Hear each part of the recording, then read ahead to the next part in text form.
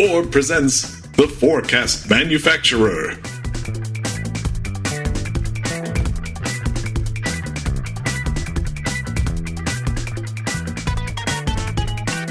This is Gary Butterfield. This is Cole Ross. And you're listening to Orb. That was better in my head. Oh, yeah. There we go. That's more of a Randy Savage. This is a Damien's Ventura. Oh, yeah. I guess Randy Savage and Jesse Ventura are different. The New World Order. Grunt. You gotta sound constipated and like you're very Minnesotan. Yeah. You're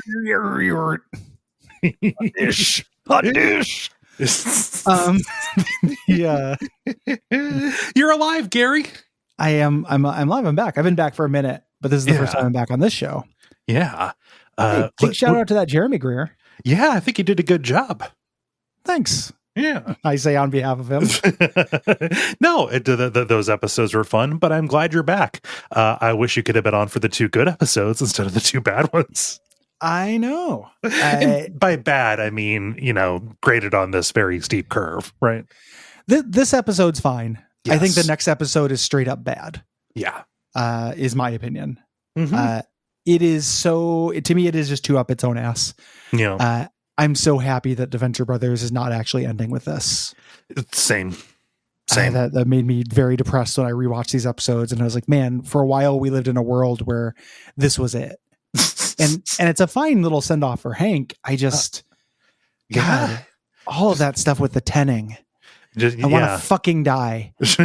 We're not even there yet. We're recording today, and I just like in I'm just like, ugh, the tenning stuff. It's hard not to have that ending in mind as we get to the end of the series, right? Yeah, like the movie is going to put a capstone on things. We assume, yeah. I think that must be their goal.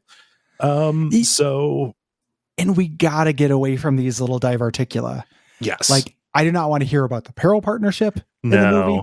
I don't want to hear about Kimberly McManus in the movie. All of these weird little subversive things that I feel like Doc Hammer thinks is very fun to focus on because they're not obvious. I do not want to hear. It'd be like if the Deadwood movie came out and it was all about the theater troupe. Deadwood heads will know exactly what that means.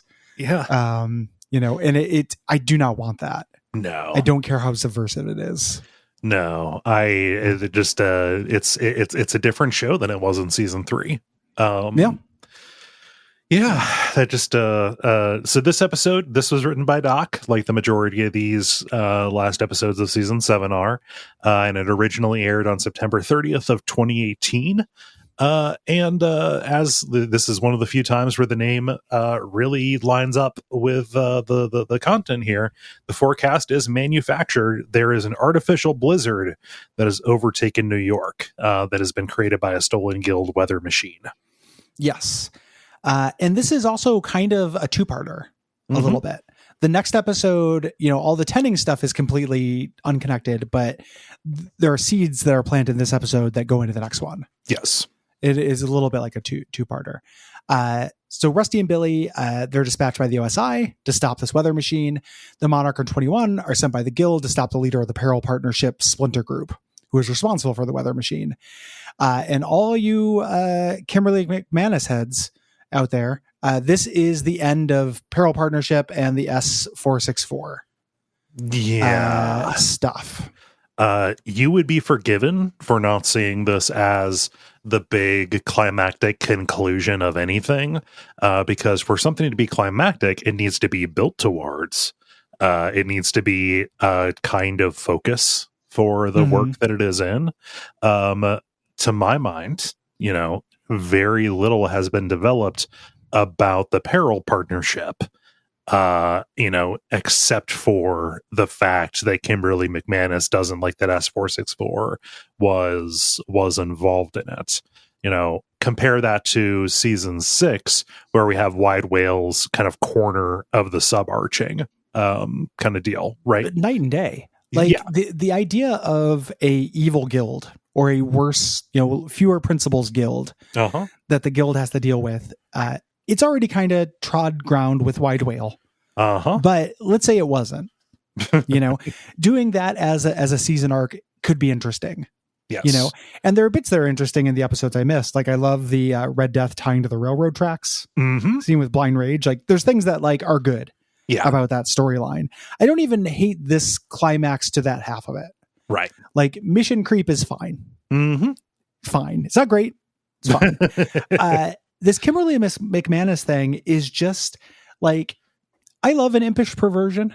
Like if anybody ever, this is not self-promotional. I don't necessarily recommend anybody do this, but if you ever go back and listen to like old episodes of The Pitch or Teenage Dirtbags or Did I Deal Valhalla, I did a lot of things that were like poison on purpose. I was like, oh, this is this is the last thing I should do. What happens if I play the whole song here? I think that's pretty funny, and would do things like that.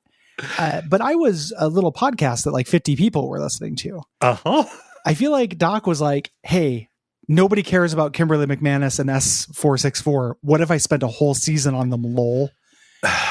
And it drives me fucking nuts how it feels very like self-satisfied. Yeah. And it's so inconsequential and it would be fine if there were good jokes in it. Right. And there are a couple, but like, man, it's so boring. It is a drama that is entirely hinged upon the idea of a PP belt. Yeah, which was not that good. Right. Like that is not the kind of that is not the keystone on which you build an empire. Right. It's this is so much of what we do, so much criticism, and so much of what we do could uncharitably be referred to as Monday morning quarterbacking. I'm fine with that. That's just part of the game. I would be fine with the impish perversion of like, hey, this is something that nobody cares about. Let's put this in here. But then the double subversion of actually this leads to something really momentous and it recontextualizes all of that other stuff. Cool. I like that. Right. To be fair, maybe that something like that was on the docket. Yeah. Before they got canceled. I think that there is an irresponsibility to making this the end of your season. Yeah. And I think that another, like a bright side of that Monday morning quarterbacking is that like this is a different way of looking at the work, looking at it in its totality and taking those things into account, like the grander arc of the show. Yes. Right. Not to sound pretentious or anything like, so we are Monday morning quarterbacking, but we're also looking at the whole work. Yeah. We're coming at it with a perspective as opposed to, the day after the episode airs. Yeah. Yes. And that's a valid critical perspective, I think. And I think that that is where we are feeling the pain. Yeah. With how this show ends. Like, even in these episodes are not very good. It's not like the next episode is devoid of chuckles. It's just the focus has just changed to things that I couldn't care less about. And in the grand scope of the show, I am vindicated because they don't dovetail well at all. Like they don't fit in the show that we just spent, a year talking about. Yeah. So it's rough. Then we're going to see that, and that's going to lead to the I don't know. You're trying to pull at my heartstrings with the post credits on this. Are you? Are you out of your fucking mind? Like, are you like? Like, no, who's somebody because of the internet. Like, I need to go on TV Tropes and find somebody who cried about that. It's going to be a nightmare fuel. It's man. Can you imagine the fainting goats of oversensitive TV Tropes people losing it at the Kimberly McManus love story. Let's look at Tearjerker and Nightmare Fuel. Season 7. McManus. 464. Okay. Let's see here. From the stinger of the forecast manufacturer, Kimberly wakes up an unconscious S464 declaring her love. So that's in Tearjerker. Yep. Okay. There we go. And then rolling down here, let's just do a 464 on Nightmare Fuel. Let's see here when she describes the tub to 464. So only the tub, only the scaphism is Nightmare Fuel on that. Thank God. Yeah, they're half right. Yeah. Anyway, we can get into it. It's just, and I'm not people who don't like complaining. It's not like these episodes are absolutely pure death marches. calling our shot, or me, calling a shot and being like, I don't like these 2 episodes that much. I don't want to make it unfun to listen to. Right. I'm trying to speak from a place of disappointment of the Venture Brothers being one of my all-time favorite things of anything. Mm-hmm. Not game, movie, TV show. Like, when it is on, it is my favorite TV show. Yeah. It's something that's very important to me. So it is a disappointment, and I don't want to like sound like a Star Wars fan or something where it's like, they ruined it. It's not because it's for real reasons. I think it really did change. Yeah. Just because fans tend to be wrong doesn't mean that they're always wrong. Mm-hmm. So, nobody likes it when something, long running thing they enjoy peters out. Right. Yeah. It's a real phenomenon that the best of things avoid. And, it just kind of, it's the natural state of things, I think. Yep. Yeah. So let's shake the last little bit of piss out of this. Ding dong. There's nothing too much on the commentary, just to lay that out there. I feel like this is another day, so Jackson and Doc are getting along. I would prefer to believe that in the previous ones they just hadn't spoken in a while and they were tired and their blood sugar was low. Mm-hmm. Yeah. I have not listened to the commentaries. If you want to be a weirdo and get mad at that, go for it. Yeah. I couldn't find my DVD. Yeah, I'm just still moved. unpacked, Yeah. and there's a heat wave, so I have paused that. Yeah, unpacking. So we start off New York, covered with snow. Rusty is having Billy test something called a thermal regulation suppository. Yes. Which gave me like nightmares as somebody who hates the feeling of artificial heat. I was just like, man, this would make me puke so fast. Yeah. Oh god, it's being in a car with a heater blasting all the time, but except it's coming from your body. Have you been on a heated seat before in a car? Oh yeah, no, I have.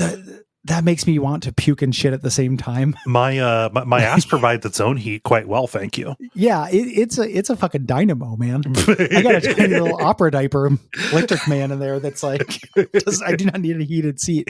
I just immediately like I have to go to the toilet. Like, just, Hi guys, it's not okay. Oh god! First thing in the morning, riding to work, my guts are already soup. I do not need that soup to boil, buddy. Yeah. No thanks. No boil in a bag MRE down there. But yeah, just Rusty's trying to encourage him to push this thing up, and he appears on the smart mirror. Push it, Billy. Push it real good. Horrible, I'm surprised he didn't think Billy would drop it because Billy's on the toilet trying to slam it in. Eventually he gets it in. Rusty's out in the living room. Billy comes out, and this is a thing. He's like, it was slow going at first, and then my ass was like, I'll take that, and went right up. That's a thing. Yep. That happens. There's a bit where Rusty's like, "Ooh, TMI," and he's like, "No, that's exactly the right amount of I." Yeah, I'm testing the fucking thing. Yeah, ding dong. Like, you're the one who told me to put something in my ass, and now you are objecting to me telling you. Yeah. I love Billy's like just bemusement with it is very funny. Yeah, like, we're scientists. Come on. This is a good Billy episode. Regardless of things, I do glad wish that Billy gets a send off. Yeah, I do wish Pete was here. But the Billy and Rusty dynamic gets to be explored without Pete there being somebody for both of them to hate. Yeah. This is a good pair up. Like again, out of the 2 episodes we're talking about today, this is the better one to me by a lot. You start hear a beeping sound. Yeah, beeping sound. And at first you're like, oh my God, is that the suppository? Did you turn it on to beep? Yeah. And they can't figure out where it's coming from. So Rusty and Hank head to the safe room, whereas everybody else has to go searching for what they can only assume is a bomb. Yeah, Rusty and Billy. Because Hank wants to get out. Hank wants to go try to find his girlfriend. He can't get a hold of her. Mm-hmm. He's trying to text her. He sent her a million texts. They were not going through. He won't use a landline because you can't text on a landline. He cannot get there. Yeah. There's a great little cutaway thing where Billy is covered in pillows and they're like, get the bomb defusal drone to take care of it. And he's like, I'm trying. And it cuts to him trying to drag Helper's hand. Yeah, I'm trying, but it's panicking. And Helper is just beep, beep, beep, beep, beep, beep, beep. Very good. Love Helper. Oh gosh. And Brock walks in. He was told to block off Columbus Circle, but it's a blizzard, so nobody's driving anyway. And Brock is too cool to put on a helmet, a hard hat that Hatred offers him. Just not going to play with it because it looks dumb. Yeah. Billy finds out it's not a bomb. It's an old OSI like military phone. And Rusty's like pretty sure it's for me. And that's the little cut. I have no idea why the OSI is contacting him through an old military phone in the closet. Right. We've seen them this whole season talk to him like normal. Mm-hmm. The idea I think is probably because of the storm, but they earlier said like use a landline, like those aren't blocked. Also, Brock's there. And Brock's there, who's on the radio, has radio, and also OSI. The OSI has an observation dummy core thing in the Ventec tower. Yeah. Yep. Yeah. There's no reason for this. Yeah. So we cut. Rusty's on the phone with the OSI, and we don't know what the job is. He's talking about he doesn't want to do it, and Billy's like, "Come on, do it. Put Team Venture into action. Put me in, coach. Take the job. We're super scientists." The series long arc of Billy being a Team Venture fanboy and desperately wanting to be part of it. Yeah. Yeah. In something that is an annoying writing tick to me when anyone does it, we cut over to this the dojo that 21 goes to. This is the Finkelstein dojo, Dragon Finkelstein. Mm-hmm. This is based on an actual thing. I can't remember the name, but it's a very traditional Jewish name. Tiger or something. Traditional Jewish name that is advertised in New England. Mm-hmm. So this is a reference to that. If you don't know that, it doesn't really do too much for me. At the very least, like it's kind of a cute scene. They're trying to. He's with the Monarch and Dr. Mrs. the Monarch, and they're trying to make the case that they can recruit and train henchmen. They're all young, and then the reveal is they're all like real little kids. Oh yeah, they're preteens, which makes sense because for that 21 would think this is okay because he was in 8th grade when he was abducted. Yeah, this is normal to him. Yeah. I love the Monarch's throwaway line here, just shouting at someone, "Get that leg up, Noah! You're not fighting a corgi dog." Corgi dog. I really like she offers them a mission that gives them an upgrade, and I love 21 being like, "We'll do it, but first it's Madison's time." And this little tiny girl slapping his hand, and he eventually slaps her in the face, and the sensei comes like, "You don't hit the kids." We don't hit the kids. Yeah, Gary, we don't hit the kids. I have it in the notes here that it's a Mr. Miyagi thing. I forgot that it was this is straight up just a scene from Enter the Dragon. Yeah. A little referencey. So Billy concludes the cut over to them. Billy finds out that the blizzard is a perfect sphere, and then there must be a weather machine. There's something causing it. Right. So Rusty there tries to get Hank to suit up. He's like, "Come on, let's do it." Billy's, I'm standing right here. Put me in, coach. Hank rejects. Right. Not even for old time's sake. He's got to get his girlfriend. She's obviously been kidnapped or replaced by an android. She's not texting back. That is the only possible explanation. Right. Heartbreaking. Rusty asks Brock, saying like, "Hey, do you want to come?" And he says, "Oh, ask Hatred." Obviously, Hatred doesn't warrant being asked on this. And Billy says, "I'm the obvious choice. I have the suppository. You can send me out to deal with this blizzard stuff. What do you need me to do? Bleed for you? Because I'm like 90% sure my ass is bleeding." Yeah, which it's very bad cute. Suppository. That is a classic case of like sharp suppository. The jagged metal crustio that Billy has up his ass is not doing it. I don't know why Brock wouldn't go on the mission. He says I got to hold down the fort. You're fucking Rusty's bodyguard. Yeah. Like there's so many things in this show when like things just don't fucking make sense. Yeah. And I get self-conscious about it. Like I'm cinema sensing it. Yeah. But it just ends up feeling very contrived. We have to get these characters together. Like it wouldn't be that hard to give Brock something to do. Right. Hank has to go out. Brock, you stay with Hank or whatever, or I'm going to stay with Hank. You guys got this. And then he gets distracted so Hank can be out by himself. Yeah. Like just Brock just be like, "I'm going to set out this mission that my boss is in danger." It makes no fucking sense. No. And it's one of those things where like they have kind of low key been making a little bit of hay or at least a little bit of a story of Brock being bored in this new situation. Yeah. Like it's a bad fit, in season 6. It's like, oh, you got to carry a gun. Well, I never carry guns. Well, you're in the big leagues, man. Yeah. And that's paid off a little bit in the next episode, where he straight up says, I've been really bored lately, so he's going to play with them like he's a cat, and they're vermin trespassing on his territory, right? Here, for him to have a mission drop in front of him, and he's just kind of aloof and above it, that that doesn't line up. Yeah. And he loves old super science shit, like a classic weather device. This is not the Brock that would be really excited about like a classic death ray on Spider Skull Island. Right. It's bad characterization stuff. It's incongruous. That's not taking into account things that we have previously seen and appreciated about Brock's character. He's a geek for this. Take the character seriously, motherfucker. We go over to the Monarch and 21, who are with Dr. Z and Dr. Mrs. the Monarch on Dr. Z's junk slip. Yes. Or sloop. Slip? What is the word I'm thinking of? I think slip. It is a slip. Yeah.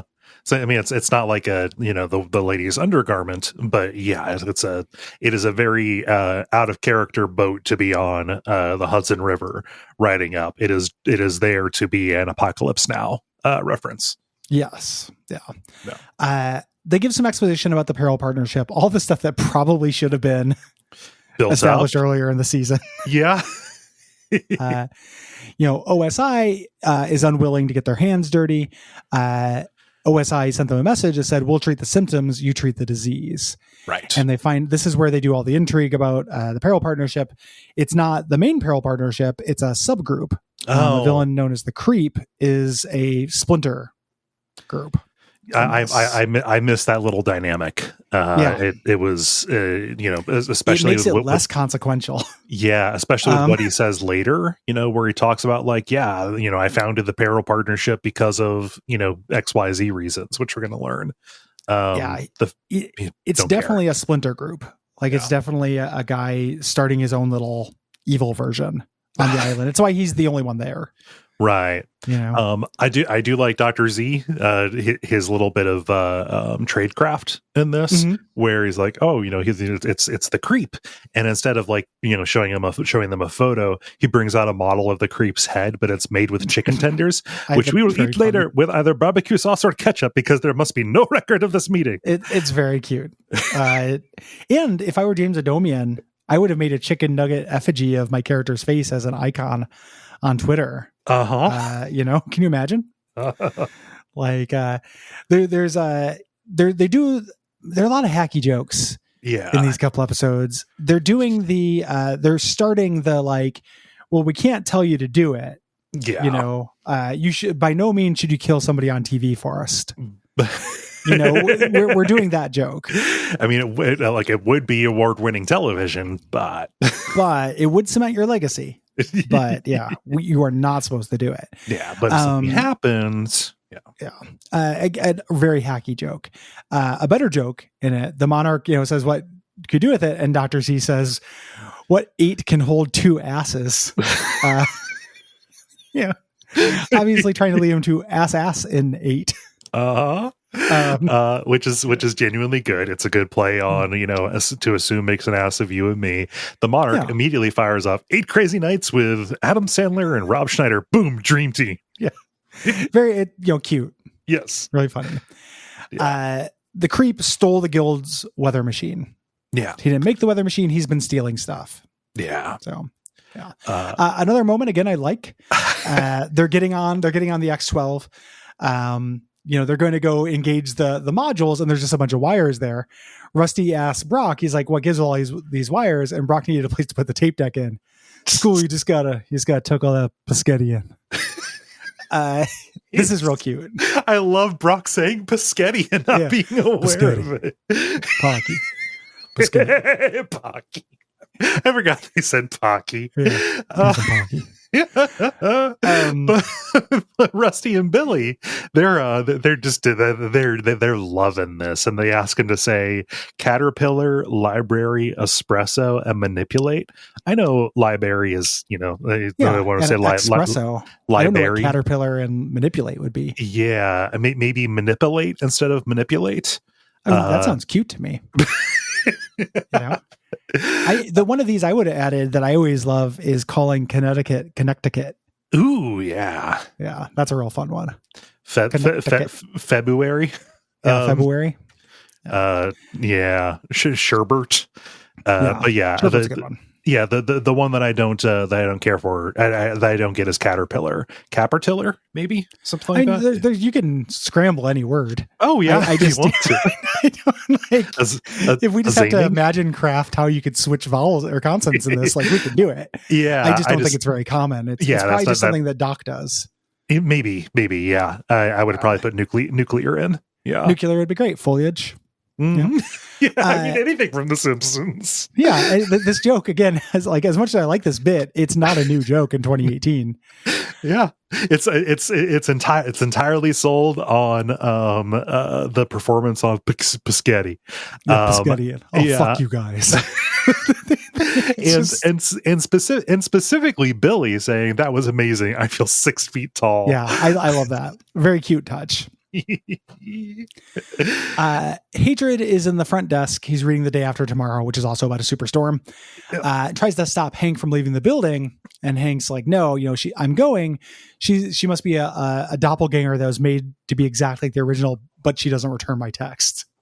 Yeah, and Hatred's like, Hank, nobody likes being smothered. Then goes on to talk about Princess Tiny Feet. Even my ex-wife didn't like being smothered. She did like being choked, which isn't my point. Yeah. Just rambles off. Hank says, you must be fake. You've been replaced because the real Hatred would never stop a man on a mission of love. Yes. So he very sweet. Yeah.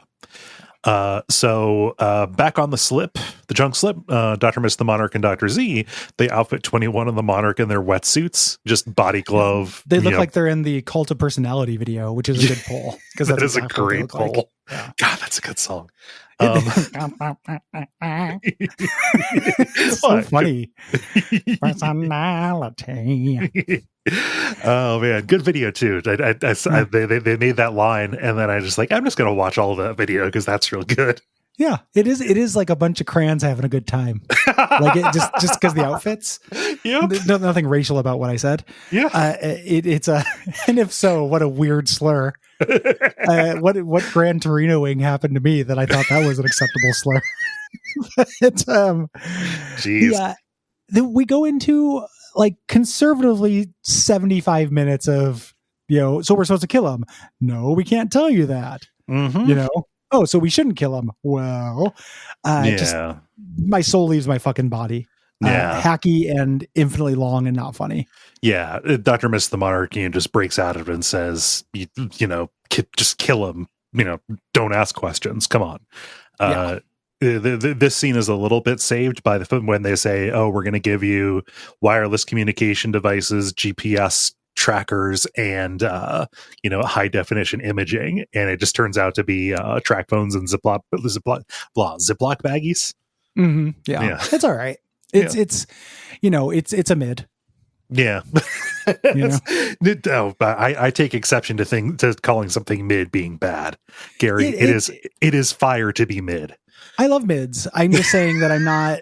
It only stands out on the curve for me. It's not. This is not something I would put in the top 100 jokes of the season. Nope, probably. We got a little business with Hank where he's pretending to play football in the snow, just kind of losing his urgency of getting to Sirena. Mm-hmm. For some reason that is not portrayed on camera. Doing play-by-play commentary. It's kind of cute, but in his imagination, he roughhouses himself. He tackles a snowbank, and it turns out there's a light pole behind it, so he knocks himself out. Yeah, pretty wild, horrible injury. And we cut up to the X-12, the Quinjet, and it breaks through the cloud layer to get above the storm, and Billy starts stripping his clothes off because the suppository is making him boil from the inside out, revealing that his chest is hairless, not because he shaves, he waxes. Mm-hmm. Yeah, which Okay. Fine with Billy doing that. They spot the weather machine. It's this gigantic saucer with all these fans and this silver nitrate.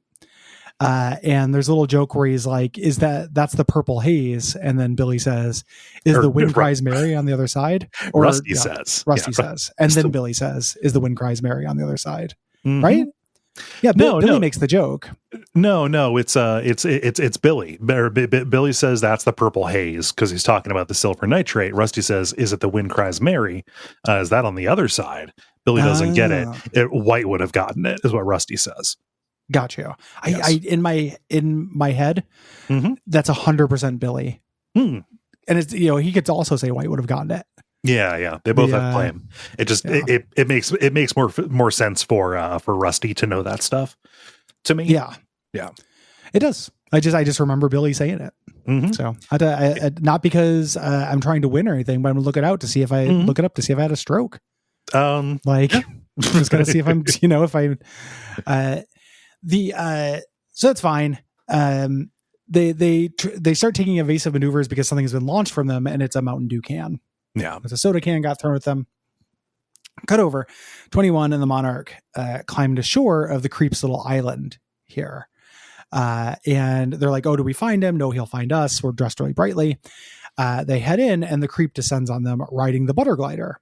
This is not explicit. I couldn't find any wiki reference to this. I think that this character is the Executioner from early 90s X-Men comics, who also just stole a bunch of accoutrements from other villains. And put together like a slapdash costume of stolen elements. The wiki seems to think that he's Cable. He's not Cable. Yeah. I saw that as well, and I'm like, what the fuck are you talking about? Yeah. Like that this couldn't have anything less to do with Cable.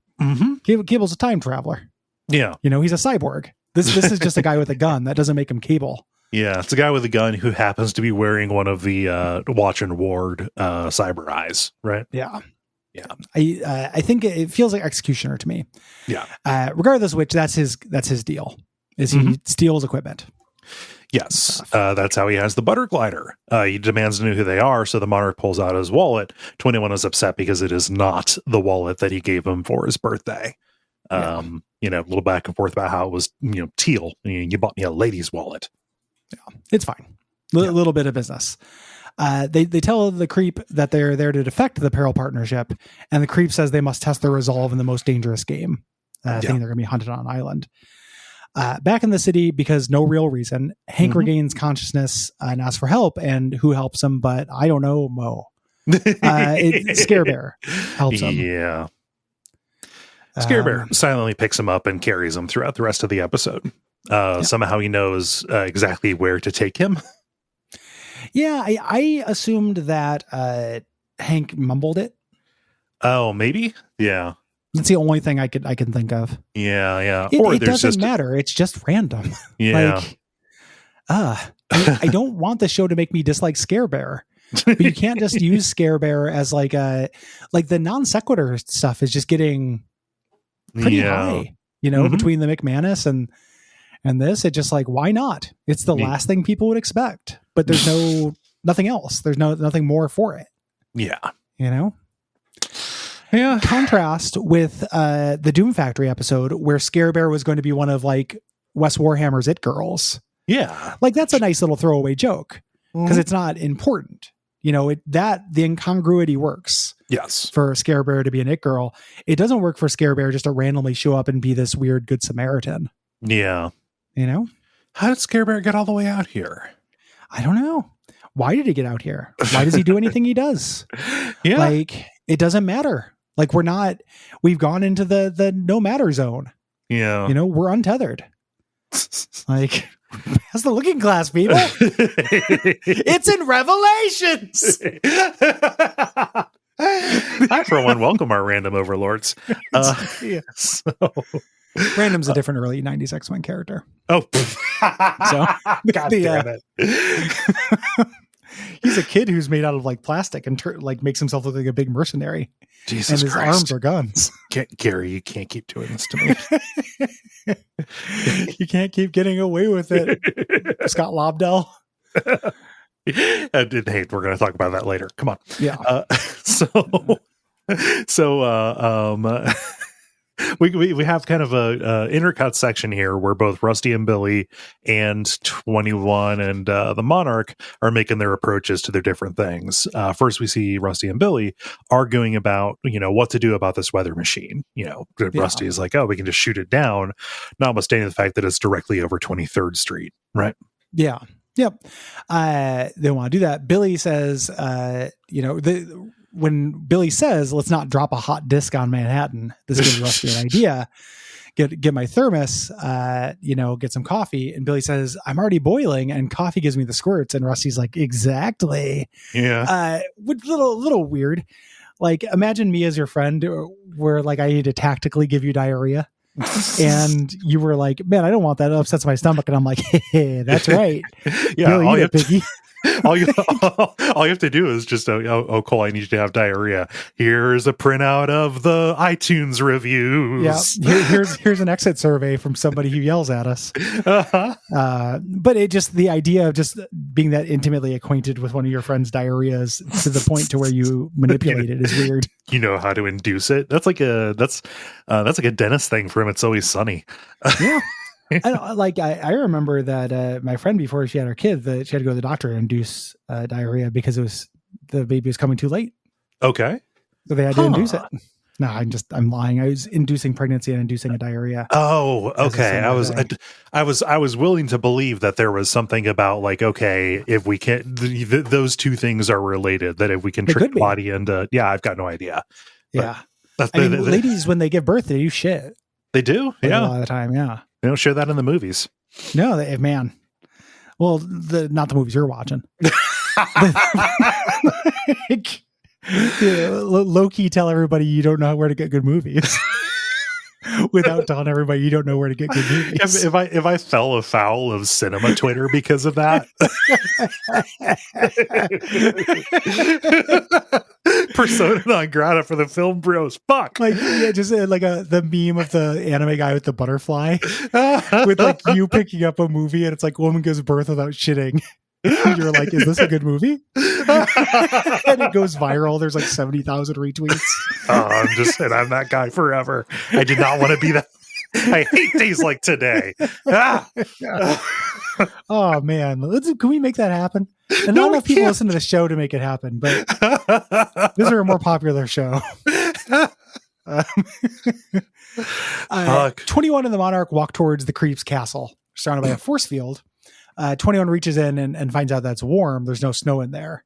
Yeah. This is what is it, Jungle Jim's force field? It's jungle. It's created by Jungle Jim's greenhouse ray. Yeah. Which I was wondering whether that was a Jungle Jim's, the Maniac store. Oh, thing. It can't be. I think that's just a convergent evolution. Yeah. Neither of them have ever made any jokes about Southern Ohio. So yeah, they probably have not been. 21 says, it's like I'm putting my hand up a cow's ass. The Monarch's like, that's the single worst analogy I've ever heard. They're just kind of doing business during this whole episode. Mm-hmm. It's a weird buddy episode for them. It's a business. Yeah. So Billy, having consumed the coffee, he is outside. He is naked. He is wearing JJ's hover belt, and he has positioned himself over the thermal intake port of the weather machine desk. He is going to shit just the thermal regulator suppository out into the intake port, but he is too nervous for it to work. I should have brought a magazine or something, he says. No shit. Like you're floating above a weather machine, nude in front of your friend. Yeah. Difficult shit. Expert mode. 21 and the Monarch approach the castle and they notice all the stolen loot. Yeah. And we get cool little one-offs like Nat King Cobra's Venomator. I love Mr. Maybe's indifference engine or indecision engine. Yeah. I love the indecision engine. I love Mr. Monday's calendar of magic Mondays. I desperately need to know how Mr. Monday works. I know he's just calendar man, but Mr. Monday is incredible. What makes a magic Monday? Is every Monday magic? What's going on? Monday. He doesn't want to be the vice president of calendars. The creep comes down on the butter glider. And he's bragging about all the loot that he has. He has Grover Cleveland's presidential time machine on loan from season 2. Mm-hmm. Poseidon Juan's sexy trident here. And again, he's just kind of created a little grand flume of supervillainy. Mm-hmm. They think they're going to be hunted, but he explains the most dangerous game isn't hunting humans, it's dive bomb. Yeah. He has the last lawn darts in the world. They're going to throw them straight up and move away at the last minute. Excuse me. The last lawn darts of the world are at my dad's house. Yeah, there are lawn darts about. Yeah. I mean, not just the fake bad ones. He has original 1980s or no, late 1970s jarts. Yeah. You ever played jarts, bud? Yeah. It's great. It's a real fun game. It's not as dangerous as people say. It doesn't feel that much more dangerous than, say, Dart, which there are extant. Still. And played in bars where people are drunk. Yeah. Or bows and arrows, which you can also just like go and get. This struck me as, again, like really hacky to me. Like I felt like the danger of jarts was like an observational humor thing from 2010. Yeah. You know, like we all get it. Like it was weird that they had these blades that kids threw. You know, like that's true, but it just feels like very well-worn territory to me. Yeah. I mean, I didn't mind it when I saw it, you know, just the joke of, the most dangerous game. It's not hunting humans, it's jarts. Like we already banned it. It's fine. Yeah. That it didn't. It's not jarts. It's some weird like throwing it up in the head and it's death jarts. Yeah. I mean, no, what would be more dangerous than that is the game of Badass Mitten, which is badminton but played with hand grenades. Oh, sure. That's from Ziffel and Ollie. That's not me. See, I would enjoy that. Yeah. That sounds fun to me. You know, like a hot potato. Yeah. Kind of thing. You know? I can get down with that. Oh man. But yeah, they need to throw the darts straight up and then everybody runs away at the last minute. You know, 21 doesn't hesitate. He goes right for it. Yep. And it's fine. Billy gets back. He's floating. His skin is all purple from the nitrate. He has a can. He's like, hey, someone's piloting that thing. They cut over. They show the pilot. It is S464 holding up a sign that says help, and my soul left my body. Yeah. I'm like, are you really fucking tying this into this horseshit? They are. They are. They did, and they are. So, yeah. 21 asks the creep why he didn't join the guild, and it's because there's too many regulation and rules. Yeah. Yeah. It's all safety labels and warnings and all that. Yeah. You know. And his plan, I'm going to hobble the guild, by stealing all their stuff and taking them out. Then I'm going to destroy the OSI. He has a grudge. They kicked him out. He used to be their most valuable agent, Mission Creep, which again, an incredibly good name for for an OSI agent. Yep. He did a siege on a mountaintop fortress and stayed behind to secure the area, but ended up killing the Boy Scouts of Troop like 464 or whatever, 286. And they raise an eye. He's like, they were wearing paramilitary clothing. Anyone could have made that mistake. I love James Adomian's. I love his Jesse Ventura. That's great. So and that little they were wearing military clothing line is very funny to me. Oh my gosh. It's not like it's one of the more recognizable uniforms in America, especially on a kid. Yeah. Oh man. Scare Bear carries Hank across Manhattan, brings him into a bodega to get him some chips. Just some Scare Bear humor. Nothing happens. Yeah.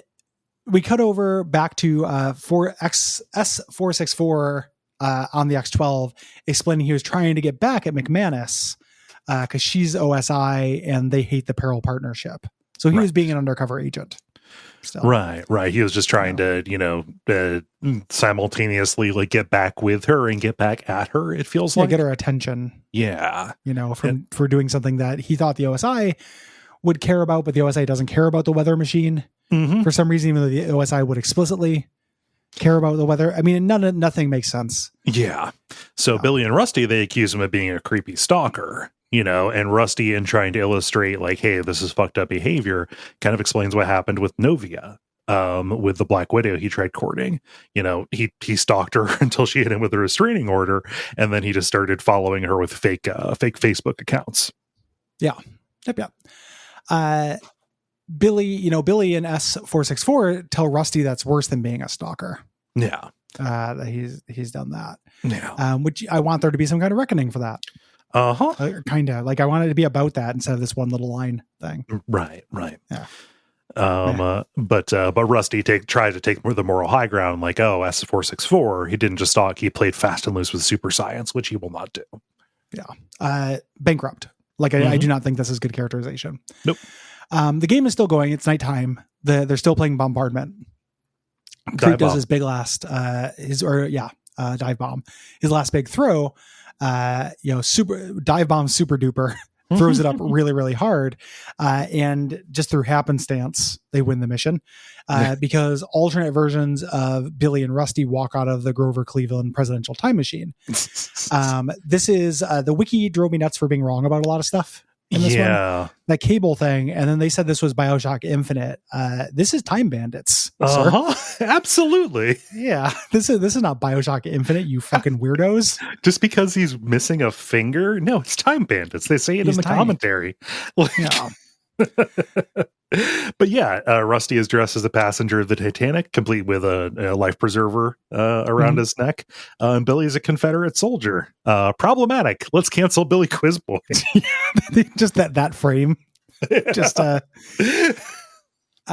think that they've gone back to prehistoric, or they have gone back to prehistoric times. Of depending on, we don't know where they came from. And Rusty says, Malcolm, what are you doing 70 million years ago? Yeah. This distraction causes the creep to lose track, so his jart pierces his head. His last words, he says, you win. And Rusty and Billy get back in the time machine saying we have to stop, we have to go back even further and stop ourselves from killing that caveman. And the Monarch says, did that asshole just call me Malcolm? Another thing that frustrates me about this season is that how long they were milking the Rusty and Monarch being brothers. Thing. You cannot treat that as a reveal in the last episode when you've been laying track for 2 seasons. Yes. Like you can't rest your finale on it. No. And the Monarch isn't an idiot. Like he is an idiot, but he's not this kind of idiot. Like he would know by now. He's seen a picture of them as kids. Together. Yeah. Like he knows that the Blue Morpho hung around with Jonas Venture.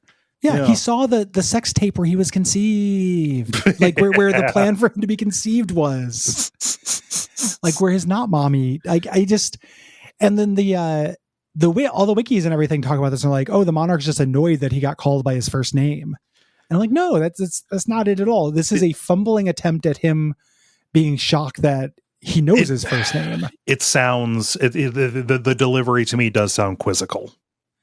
Yeah. Like he's like it's quizzical. It's not just annoyed. Yeah. Like if that's so limp.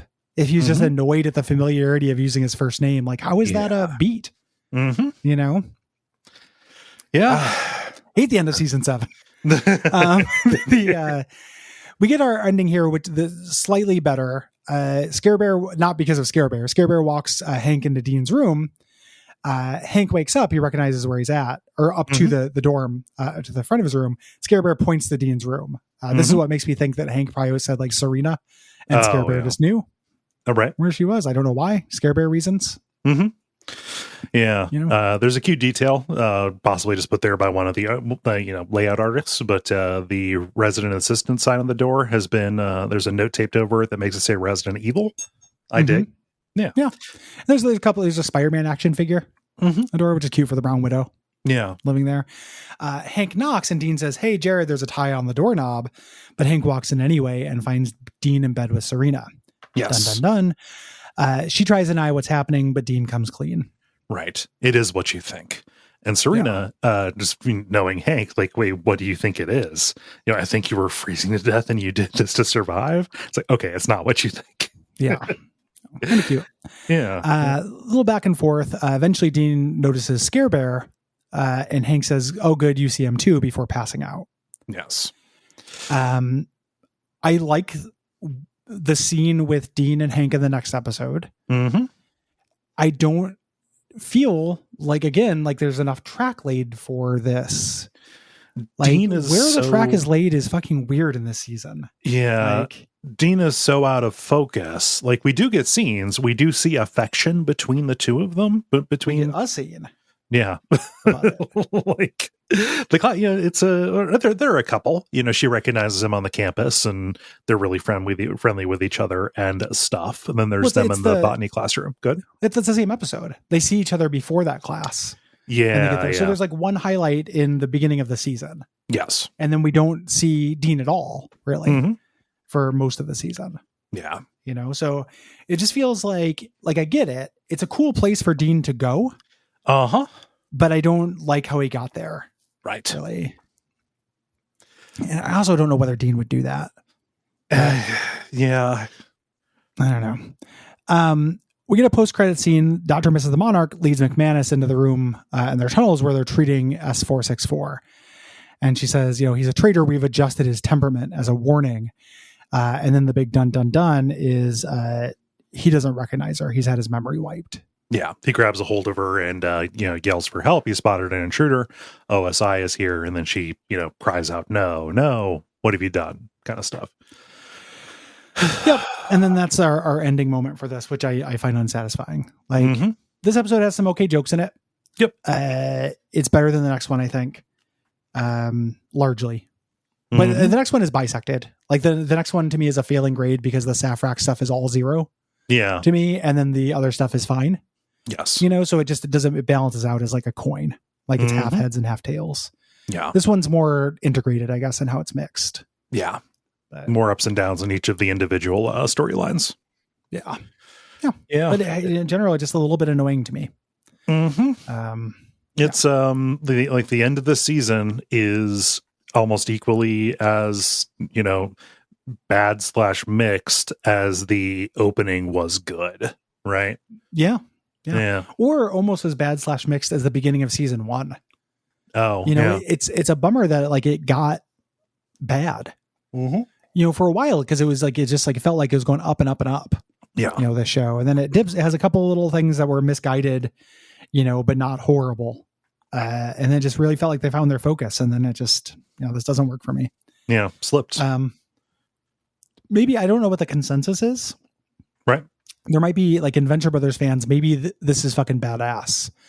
Like maybe people are just like, yes, the fucking Safrax protocol, that is absolutely rad, but I don't get it. That feels like it is responding to the aesthetics of gravitas, of importance, and not actually responding to any of the substance that is behind that aesthetic, which is probably one of the more common traps somebody can fall into. Yeah. Yep. Yeah. Mild bummer. Yeah. So that's all we got. I mean, that's all I got. I don't have anything more. Yeah, I'm fine. Let's what are we doing after this? I mean, the Safrax protocol, and then we're going to do a season wrap up. And then the show's going to end.